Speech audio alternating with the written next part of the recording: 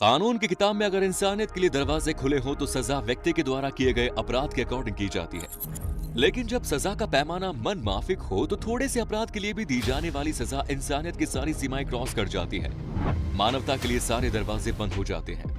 आज हम बात कर रहे हैं दुनिया के अलग अलग कोनों में सजा के कुछ उन प्रावधानों के बारे में जो राजाओं महाराजाओं के द्वारा तय किए जाते थे, जिसके बारे में सुनकर आज भी रोंगटे खड़े हो जाते हैं। हमारा आज का वीडियो आखिर तक वो लोग जरूर देखें जिनमें सच को सुनने और सहन करने की हिम्मत है। बच्चे, मानसिक रूप से कमजोर लोगों और जो कमजोर दिल वाले लोग हैं वो एक बार विचार कर लें। वीडियो को जानकारी के दृष्टिकोण से देखना ठीक है, इसीलिए इसे केवल इनफॉर्मल वीडियो समझिएगा। चाइना, अफ्रीका, भारत जैसे दुनिया के अलग अलग हिस्सों में राजा महाराजा चूहों और हाथियों के साथ साथ जानवरों के जरिए अपराधियों को सजा दिलवाया करते थे। जब उनके पनिशमेंट ऑर्डर को इम्प्लीमेंट किया जाता था, यानी जिन्होंने अपराध किया है उन्हें सजा दी जाती थी, तो इससे वो अपना मनोरंजन किया करते थे। अपराध कई तरह के हो सकते थे। राजतंत्र के अन्याय के खिलाफ आवाज उठाना भी अपराध हो सकता था। रेजिम्बल। प्राचीन ग्रीस में सजा देने का ये तरीका अपनाया डेंजरस है, उतना ही दिल दहला देने वाला भी। इसमें ब्रोंज मेटल का एक बहुत बड़ा सा बैल होता था जो ऊपर यानी अपनी पीठ की तरफ से खुल जाता था।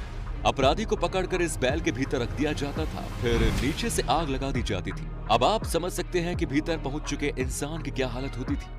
जब उस इंसान की चीखें निकलती थी तो इस बैल के मुंह में कुछ ऐसी डिवाइस लगी थी कि उसकी चीखें किसी म्यूजिकल इंस्ट्रूमेंट से निकलने वाली आवाज की तरह सुनाई देती थी। आदमी के जलने से जो धुआं निकलता था उसमें बदबू ना हो, इसके लिए कुछ सुगंधित परफ्यूम जाता था जिससे कि वहां से निकलने वाला धुआं खुशबूदार रहे। जिस व्यक्ति ने इसकी खोज की थी उसने जब इसे राजा के सामने रिप्रेजेंट किया तो उसे लगा कि राजा पेलारिस इसे नाम देंगे, लेकिन राजा ने तो सबसे पहले इसे ही उस बैल के भीतर डाल दिया। जब वो मरने लगा तो उसे राजा ने बाहर निकाल लिया, लेकिन बाहर निकालने के बाद भी उसे मरवा दिया। इसे ब्रॉन्ज या सिसिलियन बुल भी कहते हैं। एक जंग के दौरान प्राचीन ग्रीक का राजा पेलारिस हार गया और उसे टेलमैथिस ने हराया था। उसने हारे हुए राजा पेलारिस को भी ब्रेंच बुल की सजा दी। ड्यूडोरस सिकोलस की एक पुस्तक बिब्लियोथीसा हिस्टोरिका के अनुसार सजा के इस तरीके की खोज ग्रीक कलाकार पेरिलियोस ने की थी। Next is milk and honey scepticism. ये सजा पर्शियन एम्पायर में दी जाती थी। 5वीं शताब्दी में पर्शियन एम्पायर में दो भाई आपस में राज सिंहासन के लिए युद्ध लड़ रहे थे। ये घटना 401 बीसी की है, जहां बड़ा भाई ऑरेसिसिस और छोटा भाई साइरस युद्ध के मैदान में आमने सामने थे। ये लड़ाई क्यूनाक्शा में हो रही थी। इस लड़ाई में मिथिडीस नाम से एक ऐसा सैनिक लड़ रहा था जिसने गलती से अपने ही राजा साइरस की हत्या युद्ध के मैदान में कर दी। इस प्रकार इस युद्ध में ऑरेसिसिस की जीत होती है, मगर वो अपने ही राजा को मारने वाले सैनिक से कहता है कि वो दुनिया को कभी ये ना बताए कि सैनिक ने साइरसिस राजा को मारा है, बल्कि ये कहे कि ऑरेसिसिस ने ही राजा को मारा है। वो सैनिक ऐसा ही करता है, लेकिन एक दिन नशे की हालत में उस सैनिक के मुंह से सच्चाई निकल जाती है और दुनिया को पता चल जाता है कि साइरस को राजा ने नहीं मारा बल्कि उसने खुद ही मारा है। इसके बाद तो उसे सैनिक की शामत आ जाती है। राजा गुस्से में आग बबूला हो जाता है और मैथिडिस को काफी की सजा देता है। इस सजा के तहत इस नाव में अपराधी को लटा दिया जाता था और उसके ऊपर से दूसरी नाव ढक दी जाती थी। अपराधी का सिर बाहर होता था, इसके साथ ही उसके दोनों हाथ पांव भी बाहर होते थे और ऊपर वाली नाव अपराधी के ऊपर रख दी जाती थी। ऐसा इसलिए किया जा रहा था कि अपराधी निकलकर भाग न जाए। उसे सूरज की रोशनी में रखा जाता था। इसके बाद अपराधी के शरीर के ऊपर शहद और दूध मिलाकर गिराया जाता था, जिससे उसके शरीर पर मिठास चिपक जाती थी और साथ ही उसे शहद और दूध भी पिलाया जाता था, जिसकी वजह से उसके शरीर से मिठास की गंध फैलने लगती है और कीड़े मकोड़े उसकी तरफ अट्रैक्ट होते हैं। ये मक्खियां, कीड़े मकोड़े, चूहे गुनहगार को घेरकर उसके शरीर को खाना शुरू कर देते थे। इस तरह उस व्यक्ति को कई हफ्तों तक दूध और शहद का घोल पिलाकर जिंदा रखा जाता था। इस सजा के बारे में आज से 950 साल पुराने एक किताब प्लूटार्थ लाइफ ऑफ आर्थाजेड्स में मिलता है।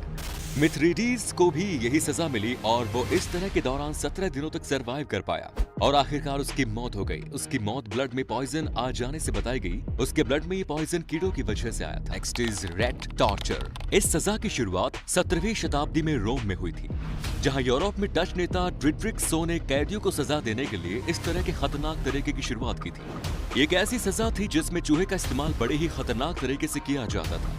अपराधी को बेंच पर लिटाकर उसके हाथ पांव बांध दिए जाते थे और फिर उसके पीठ के ऊपर एक लोहे का पिंजरा रख दिया जाता था।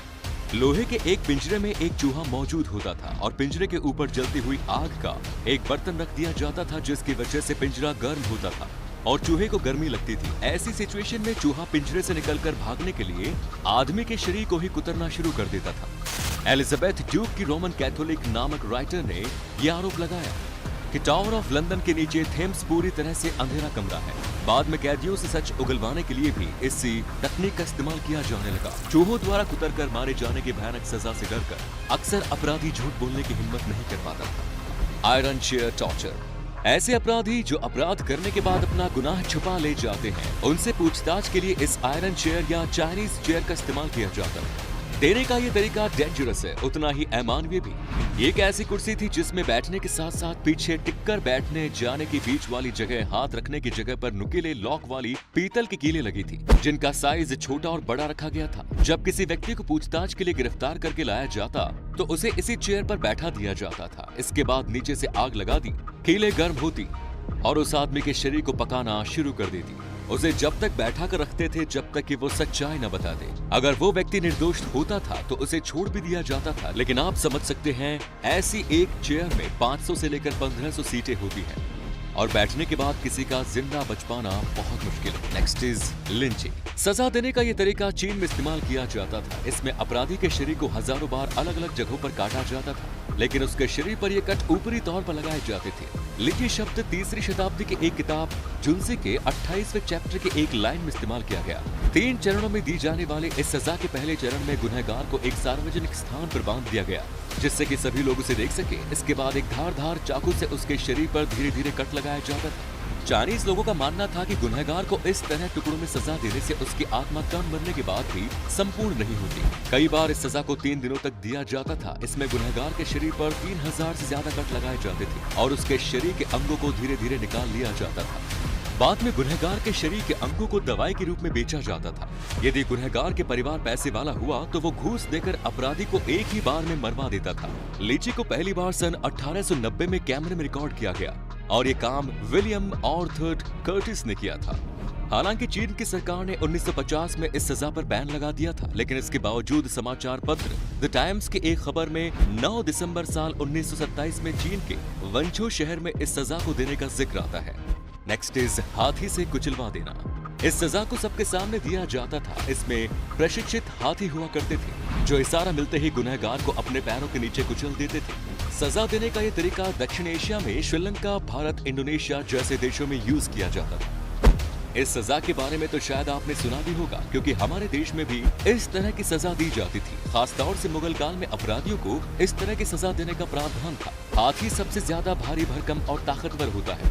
इसे अपने साथ रखना तो स्टेटस सिंबल की तरह लिया जाता है। राजा महाराजा अक्सर हाथियों को इसी भाव से पालते थे। तो उम्मीद है वीडियो आपको पसंद आई होगी। अपनी राय कमेंट बॉक्स में जरूर दीजिए।